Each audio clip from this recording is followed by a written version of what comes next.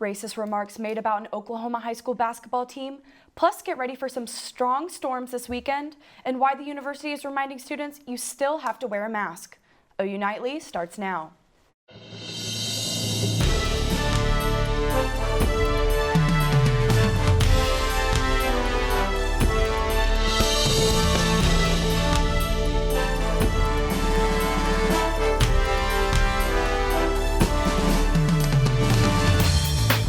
Thank you for watching OU Nightly. I'm Olivia Dague. And I'm Sofia Olivias. We begin tonight with news of racist comments against the Norman High School girls basketball team. The incident happened during the state playoff semifinals during a national live stream of their game against Midwest City. OU Nightly's Grace Whitten is live at Norman High with the rest of that story. Grace? Yeah, guys, last night, announcers were caught on mic at a Norman High School basketball game where they can be heard calling players racial slurs as they were kneeling during the national anthem. Now, OU Nightly has decided to release a clip of this incident, but we warn you of offensive language.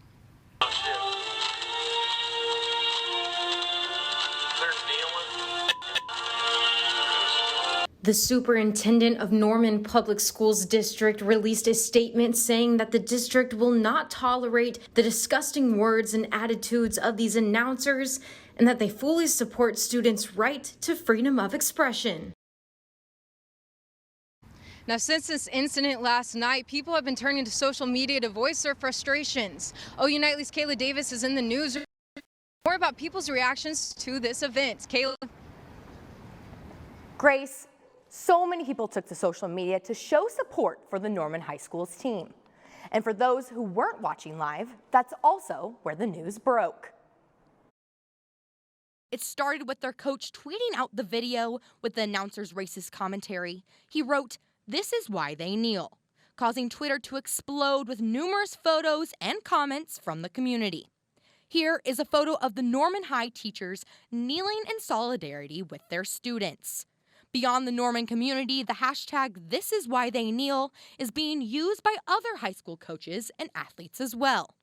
Also, Norman Mayor Bria Clark condemns the announcer's remarks and calls for the Oklahoma Secondary Schools Activities Association to end their contract with the National Federation of High School Network. The Oklahoma Superintendent of Public Instruction, Joy Hoffmeister, commented on the event saying racism has no place in society. Oklahoma Governor Kevin Stitt is a graduate of Norman High School. We reached out to his office to ask if he had any comments about the racist remarks. So far, we have not received a response. His last post on social media today was concerning COVID vaccines for Oklahoma educators. Back to you guys. And even before this incident, the Norman High School team was so determined in their fight for the state title that they quarantined together in the same house for several days. They completed their classes online so they wouldn't be exposed to other students. And as OU Nightly's Shannon Ehrhardt tells us, players say they expected someone would try to get into their heads. The road to state is always a tricky one, but the Norman High girls basketball team is on their way to their third consecutive meeting, all amid a pandemic. This exceptional team takes chemistry to the next level, solidifying their dedication to the game. The bubble aspect came about because of COVID. Our parents were trying to think outside the box and how to protect our girls and obviously their kids, and they threw out the idea of a bubble, and I was all for it. At 15, 16, and 17 years old, these girls had their lives flipped upside down, but they looked at it more like a free throw than a half-court shot. In the bubble, it was kind of challenging because I feel like none of us have been around each other for 11 days, but I think we handled it really well. And I mean, it got us to stay in, we like helped each other with space and like understanding we need alone time and everything. Facing COVID is very similar to gearing up for the toughest games. Both require strong defense. Some of the success we've saw, everybody's getting better around you, and if you're not careful, then teams creep up on you and they become really, really dangerous. So we obviously have to our staple has to be defense. There may be an I in Tiger, but there is no I in team. And this team found priority in this goal, both physically and mentally. We all have to get better ourselves, and then that carries on to the court. so we can actually be a team together. So I think that was one of our goals, staying together, because I know a lot of times people on the outside like to put in things in other people's heads and like our heads and try to get us unfocused. So I think us staying together really as a team this year was really important for us. Shannon, Ehrhardt, OU Nightly. And our other big story for today is the severe chance of weather. It's the first big storm system of the spring, and Peyton Gallion is keeping an eye on it. Peyton, what can we expect for the first round of storms? Well, ladies, looking outside right now, we can see that showers have continued to pop up throughout the area throughout the day, even getting pretty heavy at times out towards Elk City. And speaking of the western portions of the state, they are at a slight risk of severe weather for the rest of the day. However, here in the metro, you can't rule out an isolated downpour or two. But coming up in weather, Reese is going to have more on the severe weather potential for the rest of the weekend, this timing on these storms, and when the sunshine will return. Back to the desk. Thanks, Peyton. A year and a day after COVID-19 was declared a global pandemic, numbers here in Oklahoma are decreasing as vaccine access becomes easier. Today, the State Department of Health reported 422 new cases in the past 24 hours. Since yesterday, active cases have dropped by 79, and the total deaths in the state of Oklahoma confirmed by the CDC is just under 7,500. And a local coffee shop opened their doors in the wake of COVID-19, and they're looking back on how the window kept them afloat. OU Nightly's Lauren Johnson has more. This local coffee shop here in Norman opened right before the pandemic hit in 2020. Now they're thankful for one thing that helped them survive their first year opening. This drive-thru right here. They were painting their mural when they started hearing about COVID-19, but the pandemic was not going to stop them from opening their business. And by the time we finally opened, I had to tell my entire staff that I was about to start training, like, hey, don't come in, like, we can't be around each other, and I'm just going to open by myself. And it was just me, my sister, and my husband. And so we opened on Monday, March 23rd, and then everything shut down in Norman that Friday. They didn't open their lobby until late August, but they did open their drive-thru. It ended up being kind of nice being able to open just the drive-thru and having a full new staff, and us being new coffee shop owners, not having people inside and outside kind of staring at you. It was nice just having just one line outside. They were expecting most of their sales to be through the drive-thru, but overall it helped them survive. We were thankful that we had a drive-thru, because a lot of other coffee shops that didn't, they had to close for quite a while and then try to figure out how to safely reopen. And we were able to just, add some masks, add plexiglass on the inside, and just kind of change a couple little things. But other than that, we were able to keep our operations going. Beanstalk Coffee and Snow is planning a safe and fun celebration for their 1-year mark later this month. Lauren Johnson, OU Nightly. Beanstalk Coffee and Snow is rebranding their snow cone stands and planning on opening a new location on the east side of Norman soon. Now, OU says masking up is here to stay until the end of the semester. This reminder comes after the CDC released modified guidelines on what to do after you get your vaccine. OU states that in order to reach herd immunity, vaccine rates must increase, and continued masking will prevent new COVID cases and deaths. The university is not requiring students and employees to get the vaccine, but fully vaccinated people do have their reduced risks of severe cases and their quarantine time frame in certain circumstances. OU health experts anticipate these protocols will be revised within the coming months. And Sofia, I know you got your first shot, but I'm still trying to get one. Well, luckily, President Joe Biden has a plan for you and all other adults to get their shots. And there's another update in the George Floyd case. When we come back, we'll figure out those details of that settlement. Stay tuned.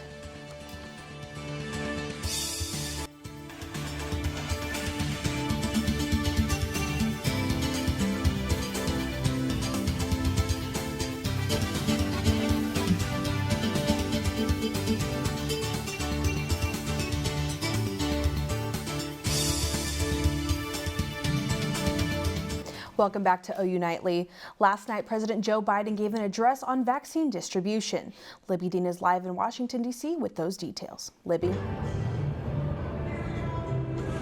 Thanks, Sophia.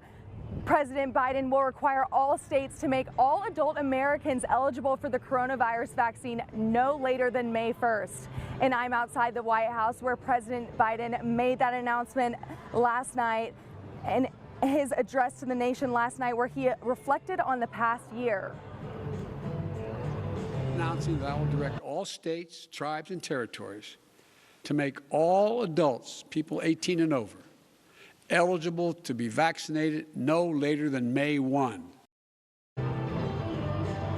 This came just hours after the nearly $2 trillion COVID relief package was signed into law.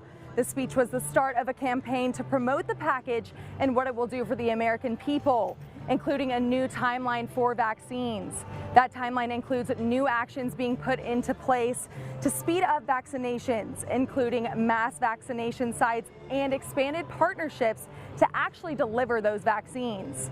Also on May 1st, a website will be available that helps Americans find vaccination sites in their area. Americans should be on the lookout for stimulus checks as early as this weekend. In Washington, I'm Libby Dean. Thanks, Libby. A multi-million-dollar settlement is approved for the family of George Floyd. Dylan Rivera has that story and the rest of today's headlines from around the world. The Minneapolis City Council unanimously approved a $27 million settlement to George Floyd's estate. The 13-0 vote came on the fourth day of former Minneapolis police officer Derek Chauvin's trial. $500,000 of the $27 million will go toward the George Floyd Memorial, located at the place where Floyd died.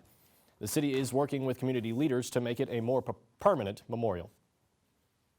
Today, New York Governor Andrew Cuomo stood his ground on a news media call. Cuomo told reporters he won't resign.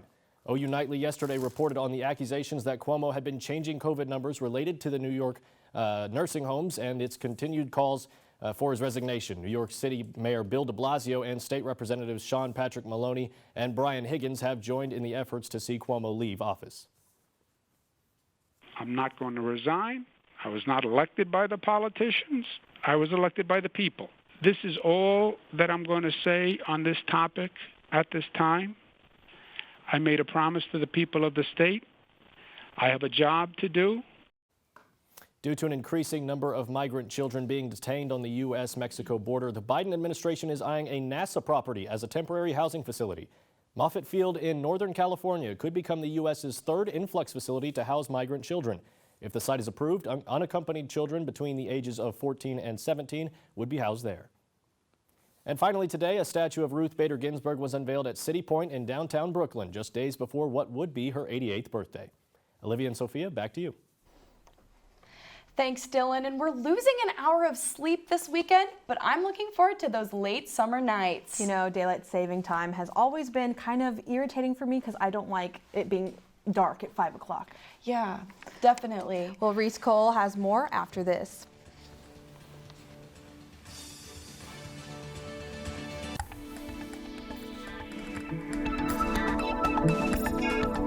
Welcome back to OU Nightly. It's been a very gloomy day out there, especially compared to the start of the week where we had plenty of sunshine, but right now cloudy skies, 68 degrees for the Norman area, and that dew point at 65. It is humid, it is sticky, it feels really, really like out there, so be sure to stay indoors, especially for the rest of this weekend. Current temperatures across the state, you can see the I-44 corridor is like a division where that stationary front has settled down. 40s and 50s to the north, 60s and 70s to the south, and while we're divided on temperatures, we're all going to be seeing some rain this weekend because of this low pressure system in Texas. That's going to make its way northeastward with that warm front, and then this cold front is going to push through due eastward through the metro Saturday night into Sunday, bringing us some severe weather for the rest of this weekend. But then Monday, as we make our way through the rest of this weekend, we're going to have a dry line come through. It's going to be pretty beautiful out there for the rest of the week. But before we get there, lots of storms to talk about. You can see this live radar right now showing some showers moving northeastward throughout the day tonight and the day tomorrow. Those are going to be mainly out in the panhandle, but they're going to start to make their way eastward. You can see right here, 5 p.m. Saturday night, this squall line is going to push its way eastward right into the metro Saturday night into Sunday, right when that cold front comes through, dropping our temperatures, as well as bringing us our best chance here in Oklahoma City and Norman for some severe weather. Those are going to last about till 5 a.m. And then they're going to push more eastward and through the rest of the state. And by Sunday night, we're all going to be clear of the rain and storms. And for the severe weather tomorrow, you can see Elk City, Woodward. This orange bubble right here is where the highest chances are for some severe weather. Damaging winds, some hail potential, and can't rule out an isolated tornado this weekend, so be sure to stay weather aware. But for us here in the metro, we only have that marginal risk, and everyone else eastward is in that just severe thunderstorm risk. And for the tornado threat specifically, you can see the metro. We still have a low risk for tomorrow, but Elk City, Lawton, southwestward, that's where you're going to see the best chance for some isolated tornadoes. Now, for our first main severe weather story of the season, be sure to, again, stay weather aware. If you hear tornado sirens, see a tornado warning issued, get to a basement if you can, or the lowest floor in your house, a bathroom closet or bathroom shower as well. Stay away from some windows. And if you're driving, be sure to stay away from trees and falling branches. But amidst this weekend and the storms, we have our daylight savings time. Saturday sunset 6:36, but Sunday we jump that hour ahead, 7:37. We're going to lose that hour of sleep, so be sure to plan ahead if you're going to church Sunday morning. And for the 7-day forecast, again, rain all weekend long, all Saturday. Sunday, we're finally going to start to clear out throughout the night, but then Monday, once that dry line and the cold front passes through, beautiful sunny skies for everybody as we start the next work week. So Sofia and Olivia, be sure to have your raincoats on this weekend, but have those sunglasses in hand for next week. Back to you. And as Reese said, it's time to spring forward this weekend. Daylight savings time is here, so you can start preparing for those fun summer nights at 2 a.m. this Sunday. The tradition was started by astronomer George Hudson back in 1895, and America isn't the only country observing this time change. Parts of Europe, Asia, and even Australia participate, but not everybody observes the tradition. In the U.S., Hawaii, and Arizona don't change their clocks, but here in the Sooner State, we're springing forward. And while we're saying goodnight, you know, sports is just saying good day. And Sydney Baulier and the rest of the Big Friday Sports crew has a jam-packed show for you. Sydney, what's on deck? That's right. A player for Kansas has tested positive for coronavirus, causing the Jayhawks to withdraw from the Big 12 tournament. Stay with us. We'll talk about that and Pro Day next.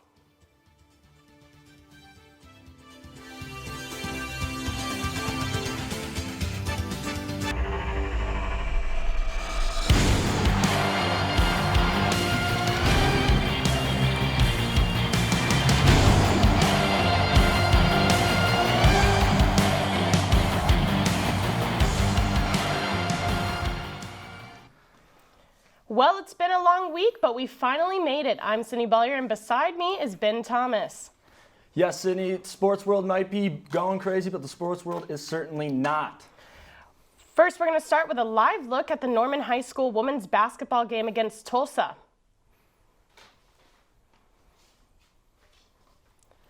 Right now, the score is tied 36-36 in the third quarter.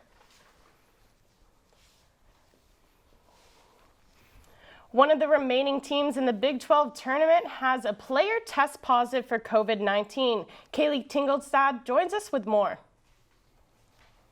That's right. A player from Kansas has tested positive for coronavirus, causing the Jayhawks to withdraw from the Big 12 tournament. Kansas was scheduled to take on Texas tonight in the league semifinals, but due to the withdrawal, Texas will advance to the finals. The Longhorns will either battle Baylor or Oklahoma State, depending on the outcome of that game. The player who tested positive has not been named, but that player was active in last night's game against Oklahoma. The Sooners will now have to follow contact tracing protocol, and there is a concern this will affect both teams' availability in the NCAA tournament. To compete in March Madness, teams must have 7 Sorry for that technical difficulty. And speaking of Kansas, last night the Soonermen got kicked out of the Big 12 tournament by, you guessed it, Kansas. Isn't it funny how life works out sometimes? It was a hard-fought battle, but the Sooners just couldn't catch up in the end, falling 69-62 and losing their chance at a Big 12 conference title. The Jayhawks grabbed an early lead and ran with it, going up 20 on the Sooners before halftime. But the Jayhawk defense broke down a bit and allowed OU to stay in the game in the second half. But the Kansas offense grabbed some momentum thanks to the explosive performance from guard Ochai Agbaji, which was just knocking down the threes. And when the Sooners needed clutch points, it just wasn't happening. But that's not the end for the Sooners now. They have some extra time to gear up for March Madness.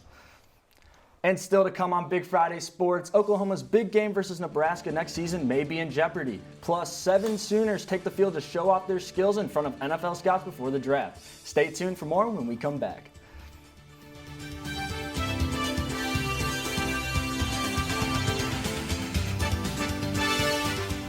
Welcome back to Big Friday Sports, and while OU baseball has already moved around their schedule for the rain this weekend, the Hall of Fame Classic is still scheduled to go on for women's softball. They have a game against Liberty tomorrow, late morning, 65, mid-60s with cloudy skies for them at first pitch. By the end of the game, though, those rain chances are going to be picking up. The severe weather is going to be making its way in, and we're going to be in the upper 60s for the end of that game. So if anybody's going out to that game this weekend, be sure to have a raincoat on hand, maybe some rain boots. But by the end of this weekend, when baseball picks up on Sunday, should be sunny skies. Back to you guys at the desk.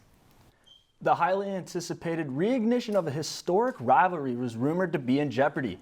Earlier today, Stadium's Brett McMurphy reported that Nebraska was attempting to get out of next season's scheduled matchup with the Sooners in Norman.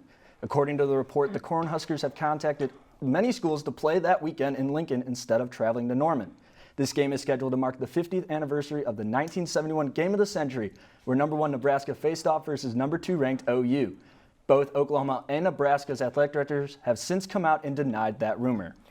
And the boys are back in Norman before they head off to the big leagues. Today, 7 Sooners participated at Oklahoma's Pro Day in front of 59 scouts from 31 NFL teams. Defensive back Trey Brown helped his stock after running a 4.4 40-yard dash, the fastest time out of any participant.